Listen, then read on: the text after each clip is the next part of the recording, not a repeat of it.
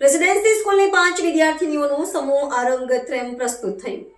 Presidency સ્કૂલની 5 વિદ્યાર્થીઓનું સમૂહ આરંગેત્રમ પ્રસ્તુત થયું. પ્રેસિડેન્સી સ્કૂલમાં અભ્યાસ કરતી 5 વિદ્યાર્થીનીઓ કુમારી જાઝલીન, કુમારી કશિશ, કુમારી હિમાંક્ષી, કુમારી ક્રિશા અને કુમારી સાનવીએ સ્કૂલ દ્વારા સંજીવ કુમાર ઓડિટોરિયમ ખાતે યોજાયેલા 9મા આરંગેત્રમ સમારોહમાં ભરતનાટ્યમની દીક્ષા ગ્રહણ કરી.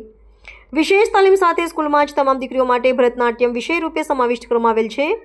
વર્ગખંડમાં જ ભરતનાટ્યમ શીખવામાં આવે છે અને ત્યાં જ પ્રેક્ટિકલ વર્ગો પણ ચલાવવામાં આવે છે, જેની કોઈ પણ પ્રકારની ફી લેવામાં આવતી નથી. અને તાલીમની યોગ્ય અવધિ પૂર્ણ થયા બાદ વિદ્યાર્થીઓને સ્કૂલ દ્વારા આરંગેત્રમ માટે અલગ અલગ તૈયારી કરાવી પ્રસ્તુતિ માટે વિશેષ માર્ગદર્શન આપવામાં આવે છે, જેના સ્વપ્નદ્રષ્ટા ટ્રસ્ટીવર્ય પ્રાધ્યાપક NM કારિયા, ટ્રસ્ટીવર્ય શ્રી હિતેન્દ્રભાઈ ચુડાવાળા તથા આચાર્ય કુમારી દીપિકા શુક્લ સતત પ્રતિવર્ષ આરંગેત્રમ માટે પ્રયત્નશીલ રહે છે અને આ દ્વારા 9મા સમૂહ આરંગેત્રમ કલા સાધનાની પ્રસ્તુતિ શક્ય બની હતી.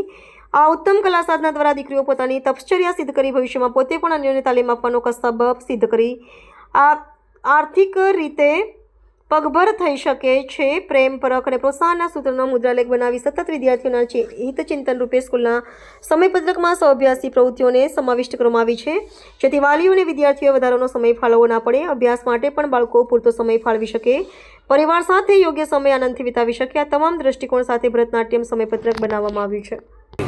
હું કુમારી દીપિકા શુક્લા, આચાર્ય પ્રેસિડેન્સી સ્કૂલ. કઈ જગ્યાએ શું કાર્યક્રમો નીચે છે? આજે સંજીવ કુમાર ઓડિટોરિયમમાં અમારી દીકરીઓનું આરંગેત્રમ છે.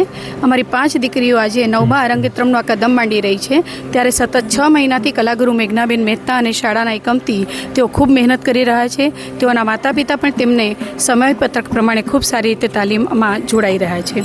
આ કાર્યક્રમ એ કલા સાધનાનો એક અનોખો કાર્યક્રમ છે, જેમાં તન, મન, દિલો, દિમાગથી દીકરીઓ થાકને જ્યારે ઉત્સાહમાં પરિવર્તિત કરે ત્યારે જ આ પરિણામ મળી શકે. આ કલા સાધક દીકરીઓ તપસ્વીની બને છે અને આજે આ દીક્ષા મેળવે છે.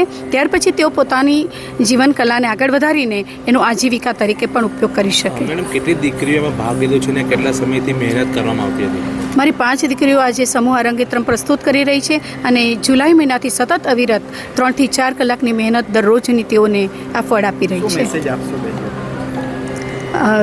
બસ આ દીકરીઓ ખૂબ સરસ રીતે જ્યારે સમાજમાં એક આવો અમુક કદમ ઉમેરી રહી છે, ત્યારે હું ઈચ્છું છું કે ભારતીય સંસ્કૃતિની પરંપરા દરેક વાલી જાળવે, દરેક દીકરીઓ આને શીખે અને આપણી કલા જીવંત રહે. માત્ર પરદેશમાં નહીં, આપણા દેશમાંય જીવંત રહે અને કલાનો વારસો અતૂટ રહે.